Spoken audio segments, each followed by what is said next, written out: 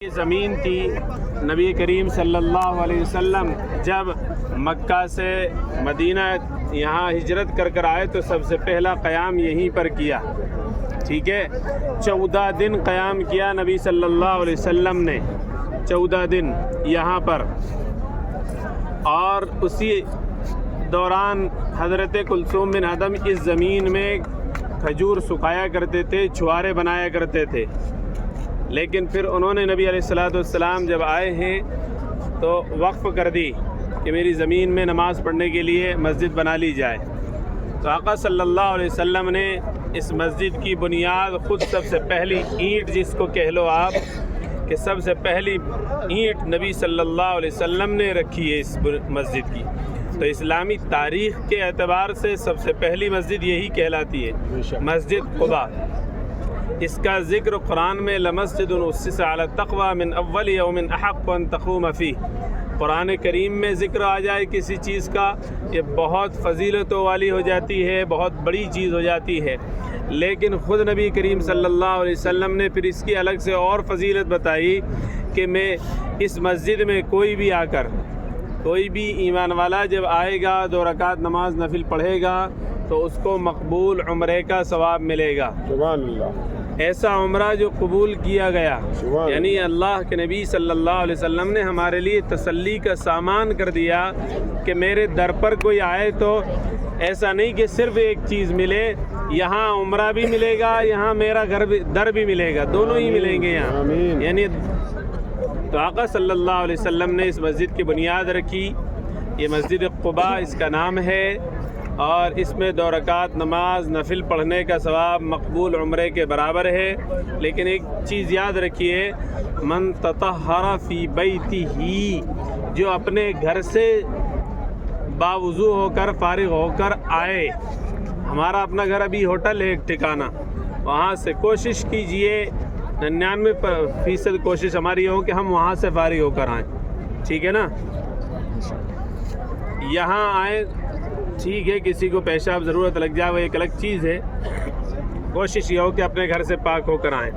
اور اس مسجد میں خاص طور سے سنیچر کے دن آنا سنت نبوی ہے. آقا صلی اللہ علیہ وسلم اس مسجد میں ہر سنیچر کے، ہر ہفتے کے دن یہاں آیا کرتے تھے، ہفتے میں 1 مرتبہ. یہ ایک اپنی جگہ فضیلت. اچھا، ایک اور چیز بتاتا ہوں اگر آپ لوگوں کو ذوق ہو. حضرت عمر رضی اللہ عنہ اپنی خلافت کے زمانے میں بھی ہفتے میں 2 مرتبہ آتے تھے. اپنی خلافت کے زمانے میں ہفتے میں 2 مرتبہ آتے تھے اور اس مسجد کی جھاڑو لگاتے تھے. کہتے تھے میرے آقا صلی اللہ علیہ وسلم کی مسجد ہے، میرے محبوب کی مسجد ہے. اس لیے اچھا ایک سنت بتا دوں کہ آپ جاؤ جب آئندہ پھر نماز پڑھو تو یہاں سے کچھ مسجد میں کچھ آپ کو تنکا کچرا وغیرہ ملے، اٹھا کر رکھ لینا اور باہر پھینک دینا. تو کم از کم سنت عمر رضی اللہ عنہ تو زندہ ہو جائے گی کہ انگلی کٹا کر، ہم جھاڑو تو نہیں لگا سکتے. اب حضرت عمر رضی اللہ عنہ 2 مرتبہ جھاڑو لگانے آتے تھے کہ میرے نبی کی سب سے پہلی مسجد ہے یہ بنائی، انہوں نے بنیاد رکھی. اچھا، یہ بات تو یہاں مکمل. بہرحال اور فضیلتیں اپنی جگہ ساری چیزیں. حضرت کلثوم بن ادم رضی اللہ عنہ کا گھر آج بھی اس باغ کے اندر موجود رہے گا. ٹھیک ہے. اور پھر اگلی بات سنیے، ہو بہو جس میں ہمارے اور آپ کے آقا محمد عربی صلی اللہ علیہ وسلم نے 14 دن قیام کیا، وہ در و دیوار، وہ چھت، وہ زینہ، وہ گھر، الحمدللہ جو کا تو موجود ہے آج بھی حضرت کلثوم بن ادم رضی اللہ عنہ کا. الحمدللہ وہ گھر موجود ہے. اور ابھی فی الحال تو شاید اس میں کام چل رہا ہے. وہاں ٹکٹ لگتا ہے اس کا ایک آدمی کا 30 ریال. ٹھیک ہے، صاف کہہ رہا ہوں، جس کو جانا ہے خود جائے، وہ گھر بنا ہوا ہے اس کی زیارت کر لے. وہاں ٹکٹ گھر رہے گا سامنے، 30 ریال ایک آدمی کا لگتا ہے. جس کی طبیعت ہو جائے، ٹھیک ہے، اس گھر کو دیکھنے.